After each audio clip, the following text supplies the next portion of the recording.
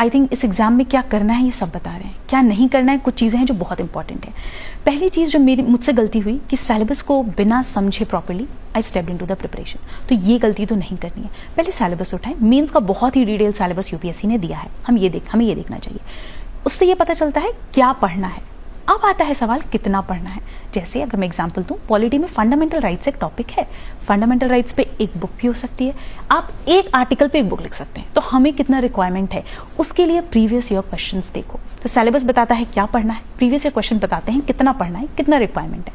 ये दो चीज़ों के बाद तीसरी चीज़ आती है बेसिक्स, एंड बेसिक्स के लिए आई थिंक एनसीईआरटी से बेहतर कुछ नहीं है। अब मैं ये बिल्कुल नहीं कहती कि 6 से 12 की सारी एनसीईआरटी पढ़नी है, कुछ स्पेसिफिक कुछ बेसिक्स हैं जिनको आपको रेफर करना है, बहुत ही limited number of standard books.